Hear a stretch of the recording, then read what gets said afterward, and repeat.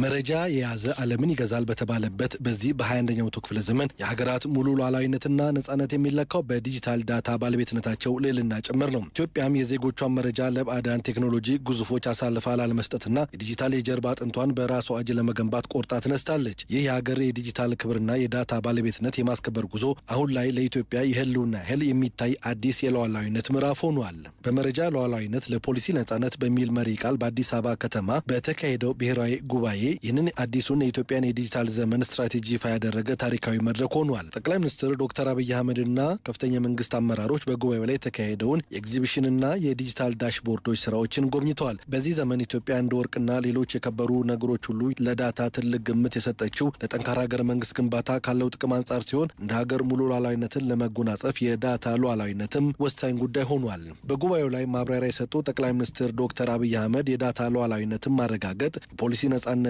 የሚያስከብር ዋነኛ ምሰሶ መሆኑን አስገንዝበዋል። ዳታ ሸምቶ ወይም ዳታ ተውሶ የፖሊሲ ሉዓላዊነትን ማረጋገጥ አይቻልም።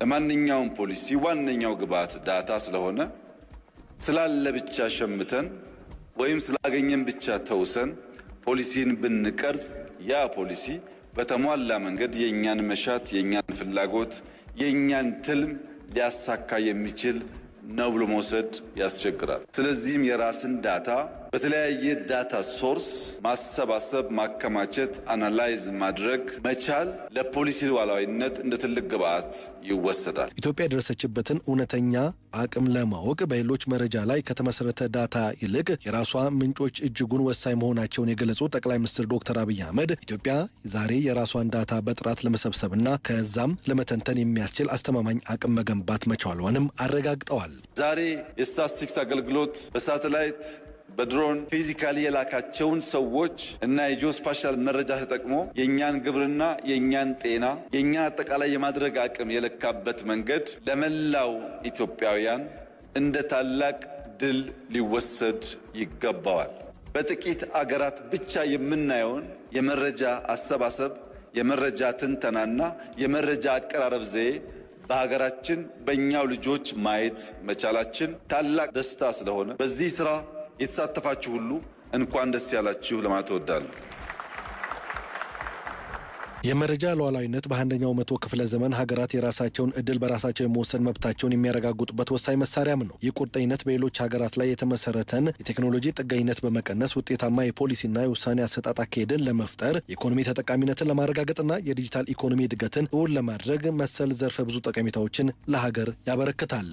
ሁላችንም የግልም ይሁን የመንግስት መስሪያ ቤቶች ቴክኖሎጂን መጠቀም፣ ኤአይን መጠቀም፣ የራስ አቅምን በትክክል ማወቅ ያለ መመንዘርና ለማደግ የምናደርገው ጥረት ዳታና ወርቅን ኢኳሊ ኢምፖርታንት መሆናቸውን አምኖ በፖሊሲ፣ በሕግ፣ በእውቀት የሚመራ ማንኛውም ሀገርና መንግስት ምንም ጥርጥር የለውም ብልጽግናን ያረጋግጣል። የፕላንና ልማት ሚኒስትር ዶክተር ፍጹም አሰፋ በበኩላቸው የኢትዮጵያ ስታትስቲክስ ስርዓት በራሳችን አቅም ላይ የተመሰረተ አለመሆኑ ቀደም ሲል በውጭ ላይ መንተራሱ ደግሞ ትልቅ ዋጋ ሲያስከፍል መቆየቱን አንስተዋል። የሀገራችን የስታትስቲክስ ስነ ምህዳርና ስርዓት በነበሩበት ጉድለቶች የተነሳ በልማታችን ላይ ያደርስ የነበረው ተጽዕኖ ቀላል አልነበረም። የስታትስቲክስ ስርዓታችን በራሳችን አቅም የሚበየን ሳይሆን በውጪ አቅም ላይ የተመሰረተ ነበር። በመረጃ አሰባሰብና ትንተና ላይ የመንግስት ሚና ዝቅተኛ የነበረ ከመሆኑም በላይ ዘርፉ በአግባቡ ፋይናንስ አይደረግም ነበር።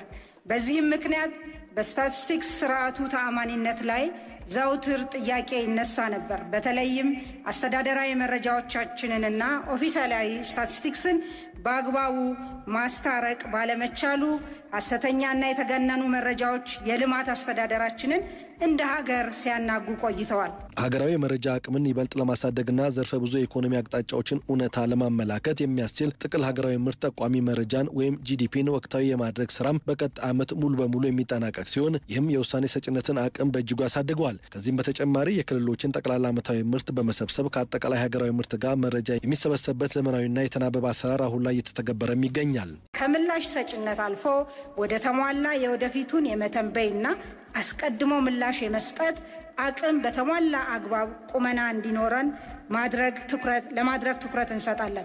የዜጎችን የኑሮ ደረጃ የሚያሻሽል የሀገራችንን ተወዳዳሪነትና ትራንስፎርሜሽን የሚደግፍ የኢኮኖሚ ትንተና አቅማችንን ማሳደግ ቀጣይ ዋነኛ የትኩረት አቅጣጫችን ይሆናል። ኢትዮጵያ ባለፉት 8 ዓመታት ዓለም የደረሰበትንና የሚወዳደርበትን ዘመኑን የዋጀ ቴክኖሎጂዎችን ከውጭ አስገብቶ ከማላመድ ባለፈ በሀገር ውስጥ የመፍጠር ጽኑ አቋም በመያዝ የተለያዩ አበይት ስራዎችን ስትሰራ ቆይታለች። አሁን ላይ ላለንበት የአርቲፊሻል ኢንተለጀንስ ዘመንና ለዲጂታል ዓለሙ አቅም የሚሆኑ መረጃዎችም በስታቲስቲክስ ማዕቀፍ እንዲለሙ ተደርጓል። በሀገር ውስጥ የለሙ መረጃዎችን ለሀገር ሁለንተናዊ እድገት ጥቅም ላይ ለመዋል ደግሞ የተቀናጀ የልማት አመራር ሪፎርም መተግበር አስፈላጊ ሆኖም ተገኝቷል። ይህን መሰረት በማድረግ የፕላንና ልማት ሚኒስቴር ከአርቲፊሻል ኢንተለጀንስ ኢንስቲትዩት ጋር በመተባበር በተለያዩ ተቋማት የሚለሙ መንግስታዊ መረጃዎችን እቅድና ሪፖርቶችን ወጥ በሆነ መልኩ ማስተዳደር የሚያስችል ዘመናዊ መተግበሪያ ማልማቱን ተገልጿል። የሀገርን የዲጂታል ክብር ለመጠበቅና የዳታ ሉዓላዊነትን ለማስከበር የተጀመረው ይህ ቁርጠኝነት የኢትዮጵያን የወደፊት እድገት አቅጣጫ በራስ እጅ ለመወሰን የሚያስችል ዋነኛ መሳሪያ ሆኖም ይቀጥላል። የመረጃ ሉዓላዊነት ለፖሊሲ ነጻነት ወሳኝ መሸጋገሪያ በመሆኑ ለዘርፉ ስኬት ትኩረት ሰጥቶ መስራት ወቅቱ የሚጠይቀው ቀዳሚና አንገብጋቢ ጉዳይ ነው።